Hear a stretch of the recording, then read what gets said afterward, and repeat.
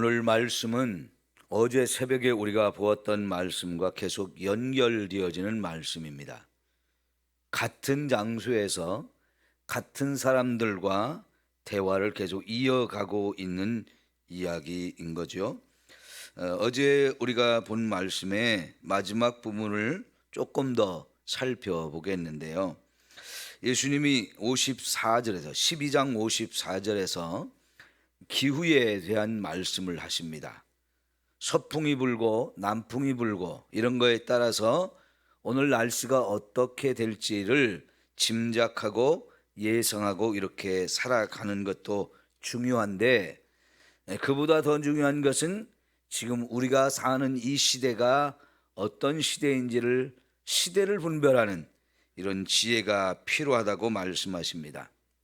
56절에 보면 일기를 분별할 줄 아는데 시대를 분별하지 못하면 이것도 외식하는 거라고 말씀을 하셔요.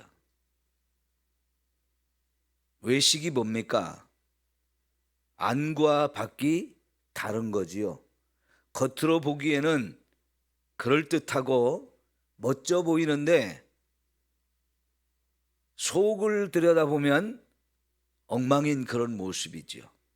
일기를 분별할 줄 안다는 것은 보통 사람들이 볼 때는 저 사람이 오늘 하루를 시작하기 전에 날씨가 어떨지를 이렇게 분간하는 거 보니까 지혜로운 사람이다 이렇게 보여집니다.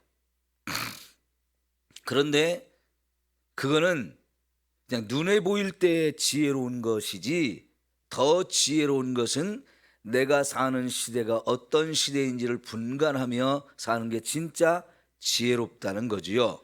자, 그래서 이렇게 시대를 분간할 줄 아는 사람은 어떻게 살아야 되느냐 할 때 58절 말씀입니다. 내가 너를 고발하는 자와 함께 법관에게 갈 때에 길에서 뭘 하기를 힘쓰라고요? 화해하기를 힘쓰라는 겁니다. 화해를 한다는 것은 내가 고발을 당해서 지금 법관에게 끌려가고 있는 중이에요. 그렇다면 내가 뭔가 잘못을 하고 있는 겁니다. 그 잘못한 것을 빨리 깨닫고 나를 고발한 사람과 빨리 화해를 해서, 내가 그 얘기는 내가 잘못한 걸 시인하라는 얘기죠. 그래서 내가 법관에게 끌려가고 그 법관이 이 사람이 분명히 잘못했다고, 그래서 옥에 가두는 그 상황이 되기 전에 빨리 문제를 해결하라는 얘기입니다. 이게 다시 말하면 이게 뭔 얘기냐면 회개를 하면서 살라는 것입니다. 이 말씀은 너나 할 것 없이 우리 모두는 다 죄인이고요, 주님이 오실 때 심판대 앞에 서야 할 사람들이라는 것입니다.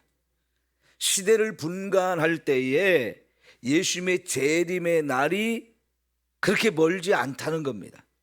자, 지금 예수님이 이 말씀을 하실 때 예수님은 아직 십자가에 죽기도 전이에요. 십자가에 죽기도 전에 예수님은 우리가 이 땅에서 신앙생활할 때 반드시 마지막 때를, 우리가 시대를 분별하면서 그 마지막이 우리에게 오기 전에 우리는 항상 회개하면서 살아야 그 마지막 주님이 오셔서 심판대 앞에 설 때에 부끄러움을 당하지 않는다는 얘기를 이렇게 말씀을 하시는 겁니다.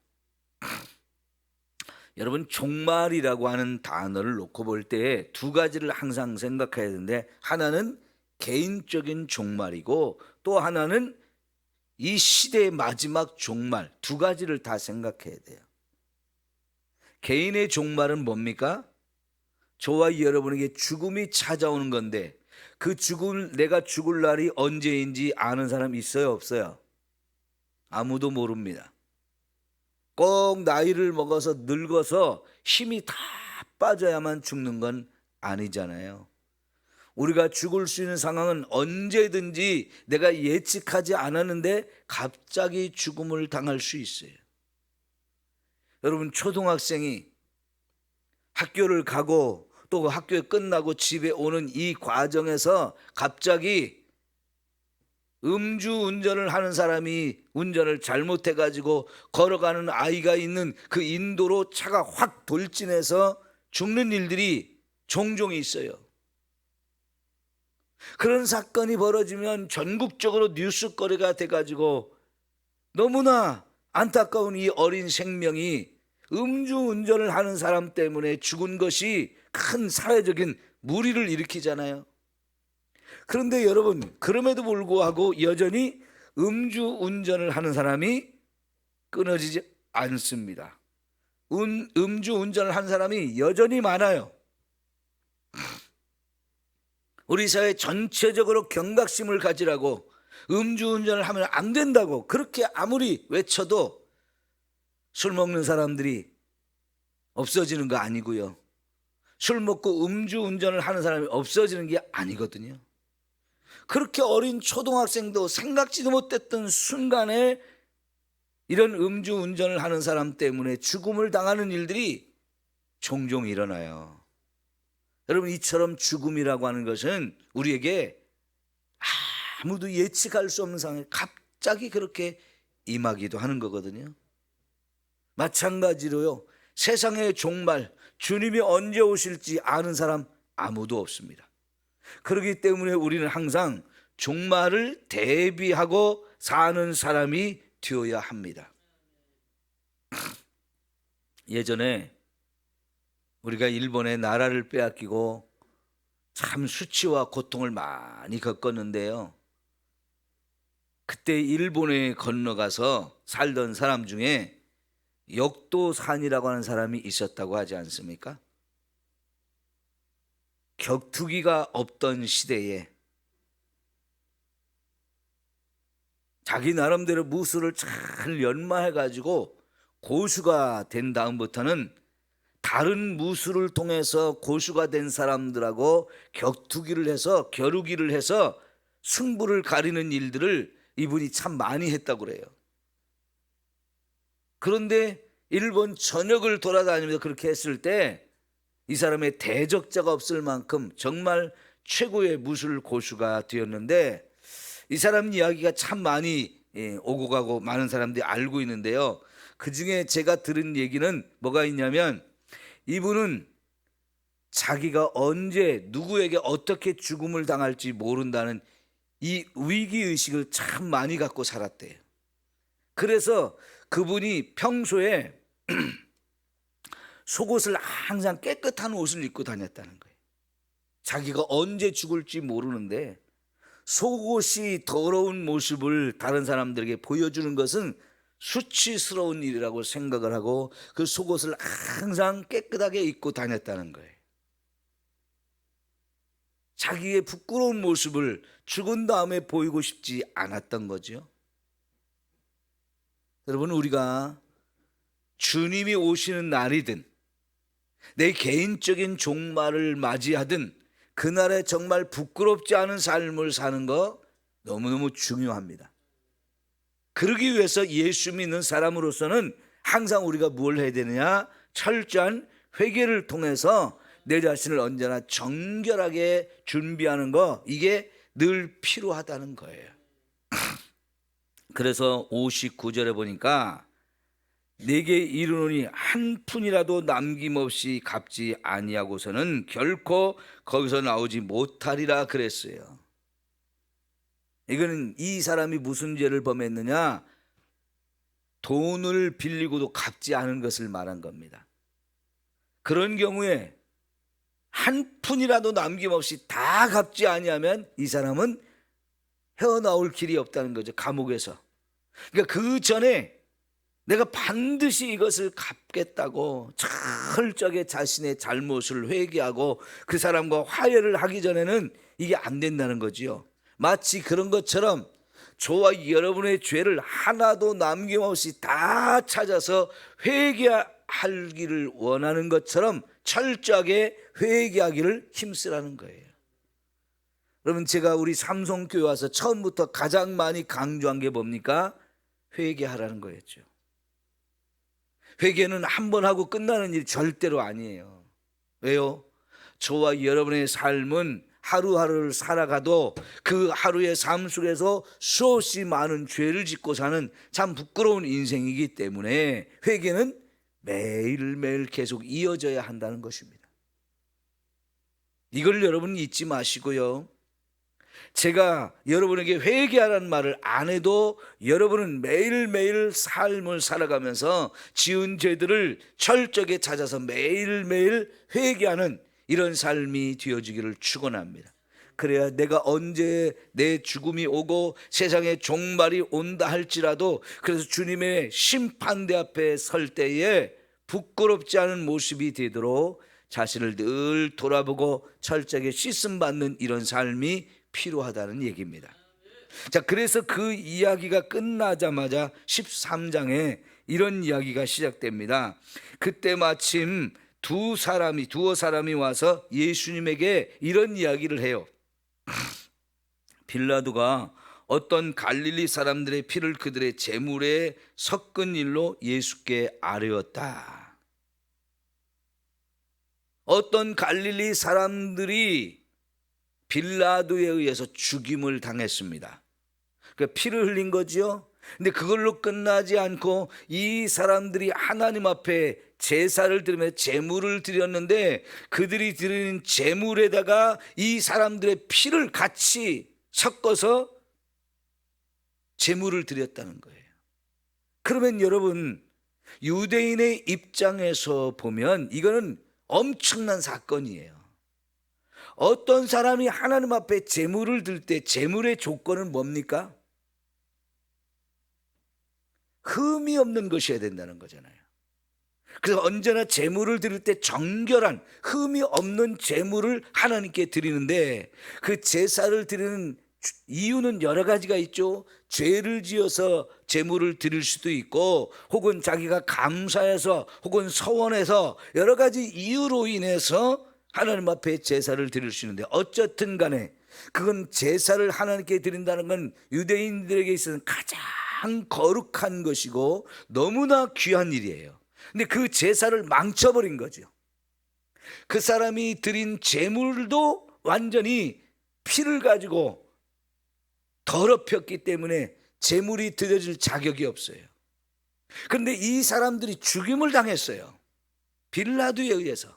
그리고 그 피를 제물에 뿌려가지고 함께 드리니까 죽음도 너무나 비참한 죽음이고 그가 드리던 제사까지도 다 엉망이 되게 만들었으니까 이거는 유대인들의 입장에서 보면 엄청난 충격입니다.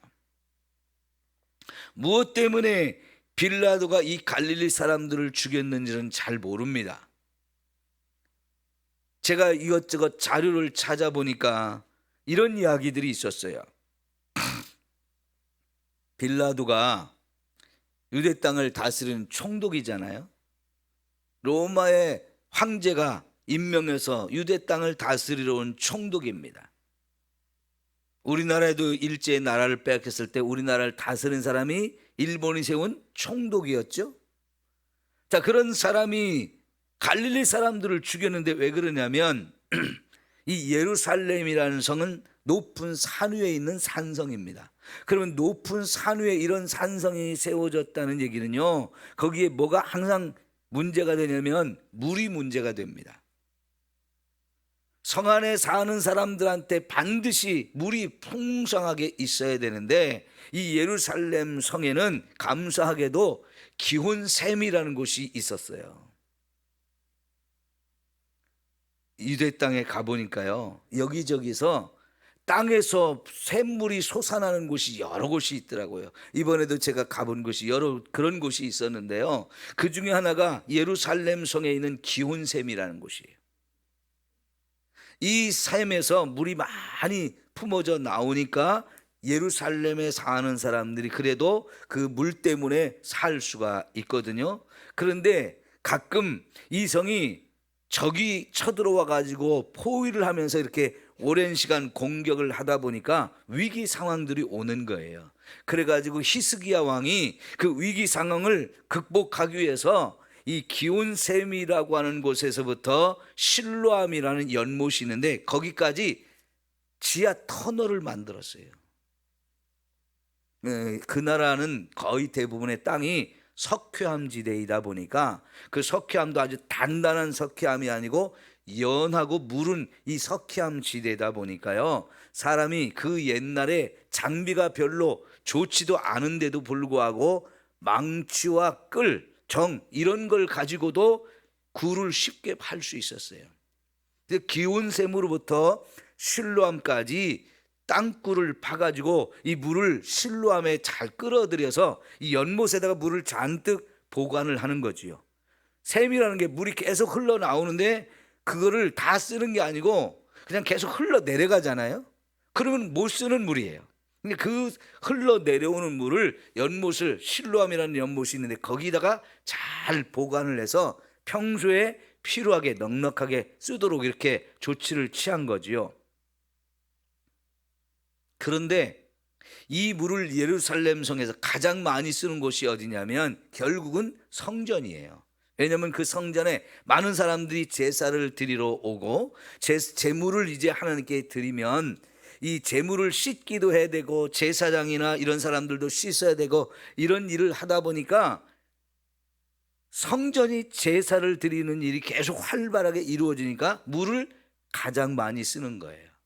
근데 빌라도가 다스리면서 이 물을 더 풍부하게 만들기 위해서 수로 공사들을 더 했는데 이때 공사를 하다 보면 돈이 많이 필요하잖아요. 이 돈을 어떤 돈을 쓸까 했을 때 이 빌라도가 성전에서 이 물을 가장 많이 쓰니까 사람들이 성전에 바친 이 헌금 그 중에 일부를 사용해서 이 공사를 하자 이렇게 했는데 유대인들의 입장에서는 성전에 들여진 제물은 그렇게 쓰면 안 된다는 생각을 가지고 있는데 빌라도는 거기서 물을 가장 많이 쓰니까 이 물 공사를 하는데 성전에 제물을 써도 되지 않느냐 해가지고 유대인들이 원치 않는데 제물을 그렇게 사용한 거예요. 이때 이것 때문에 갈릴리에서 온 사람들이 막 무장봉기를 일으켜가지고 그걸 진압하면서 이 갈릴리 사람들을 죽였다는 이야기가 있어요. 아마 그래서 그랬는지 어쩌는지 모르지만 하여간 이 갈릴리 사람들이 죽임을 당하고 그 피를 제물에 뿌려서 제물까지 훼손시키고 하나님께 드린 제사를 엉망으로 만들었거든요. 유대인들 입장에서는 어쨌든 이것은 큰 충격적인 사건이에요. 자, 그런 이야기를 그럼 예수님께 이 사람들이 와서 하는 이야기가 뭐겠습니까? 앞에서 예수님이 시대를 분별하고 그 시대가 마지막 때가 오기 전에 우리가 회개를 철저히 해야 된다는 이런 이야기를 했을 때 이 이야기를 예수님께 물어보는 이야기는 어떤 의도가 있겠어요? 그 사람들, 죽임을 당한 갈릴리 사람들, 이런 끔찍한 일을 저주받은 그런 일을 경험했는데 이거는 그 사람들의 죄 때문이 아닙니까? 이런 의도로 물어보는 거지요. 여러분, 우리가 살아가면서 수없이 많은 일들이 벌어지는데 그런 일들을 우리가 어떻게 이해하고 어떻게 해석하느냐가 굉장히 중요합니다. 그런데 여기서 우리가 조심해야 돼요. 믿음을 가진 사람들은 세상에서 일어나는 수많은 일들을 보고 듣고 하면서 그거를 내가 어떻게 이해하고 어떻게 해석하고 어떻게 적용하는가, 우리도 늘 그런 생각을 하거든요. 자, 그럴 때 참 조심스러운 게 뭐냐면 이걸 믿음의 눈으로 보는 건데 지금 이 사람들도 믿음의 눈으로 보고 있죠. 그 사람들이 분명히 죄를 지었을 거라는 거예요. 근데 예수님이 뭐라고 말씀하세요? 너희는 이 갈릴리 사람들이 이같이 해를 받음으로 다른 모든 갈릴리 사람보다 죄가 더 있는 줄 아느냐라고 물으셨어요. 지금 이 질문을, 이 이야기를 하는 사람들의 의리 속에는 이 사람들은 특별히 갈릴리 사람 중에서도 죄를 더 많이 져가지고 이런 끔찍하고 저주스러운 일을 당한 것이다라고 생각을 하고 있다는 얘기죠.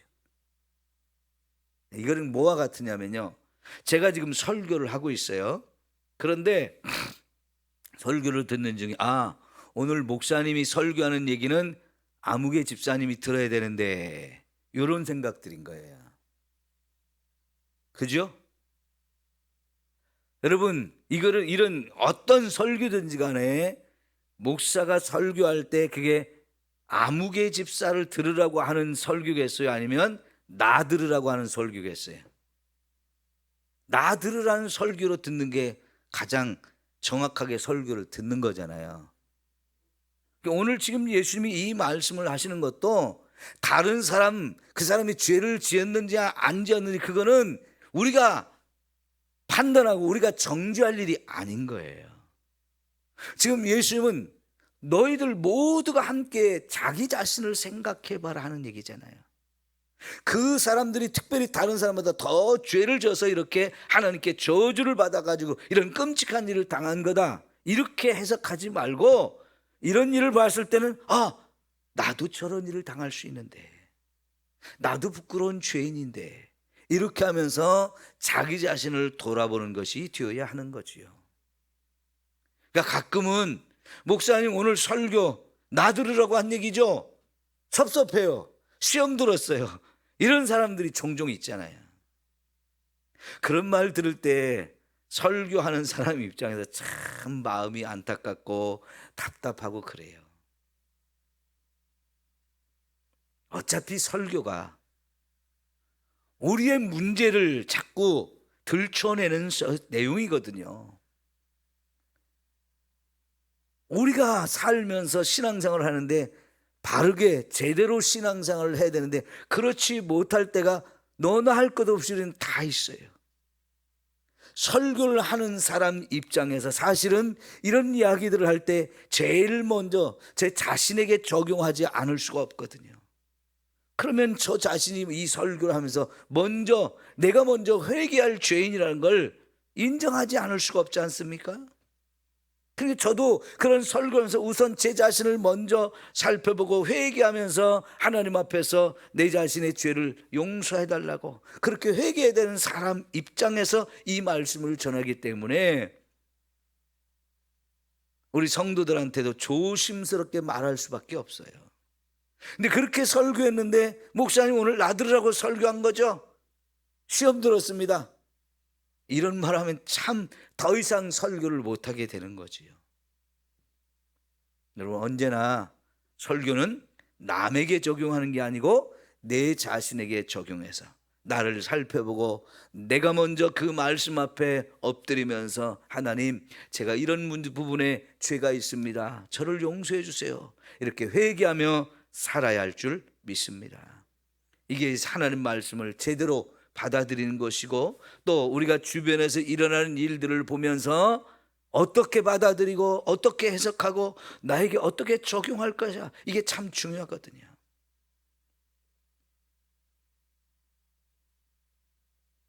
다른 사람이 어떻든 간에 그 사람이 죄를 지었는지 안 지었는지 그거는 우리가 판단할 일이 아니잖아요.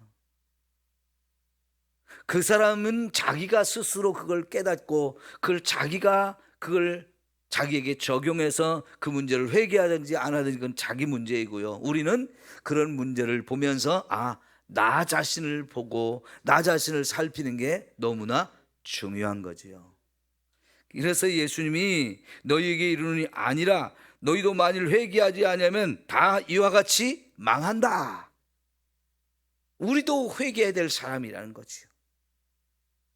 물론 그 사람이 죄를 지어서 그 사람 죄로 인해서 그 사람이 망했을 수도 있어요.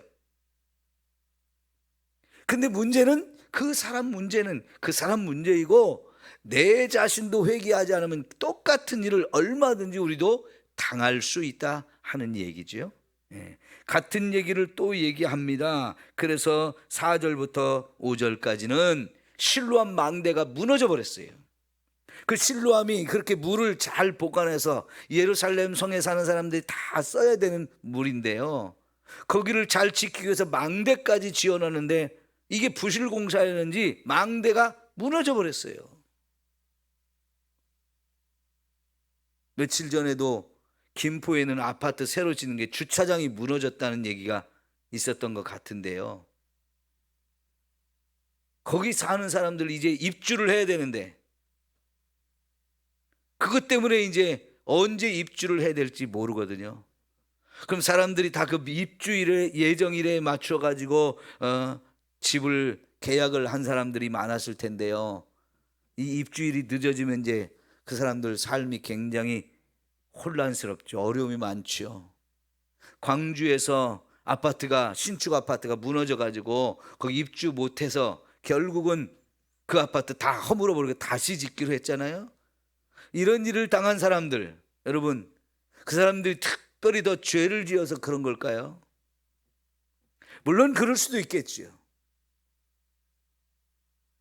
근데 어쨌든 이 실로암 망대가 무너지면서 18명이 죽었는데, 그렇게 죽음을 당한 사람들 참 억울하고 참 힘든데 거기다 대고 니들 봐, 죄 지어서 그런 거잖아, 이러면 완전히 불난집에 부채질하는 거지요. 그런 것은 세상에서도 해서는 안 되는 일인데, 자, 그런 일을 당했을 때, 아이고 나도 그런 일을 당할 수, 나도 거기 실로암 물에 1시간 전에 물 길러 왔었는데 거기. 여러분, 실로암 이 연못은요, 하나님 앞에 성전에 가서 제사를 드리는 사람들이 반드시 거기에 가서 자신의 몸을 정결하게 씻고 그리고는 성전으로 올라가는 일에 또 많은 사람들이 사용하던 곳이에요. 그 거기에서 있다가 망대가 무너져 죽은 사람들 중에는요, 하나님 앞에 자신의 죄를 깨닫고 이제 제사를 드려가지고 자신의 죄를 용서받기 위해서 거기 갔던 사람도 분명히 여럿 있었을 거예요.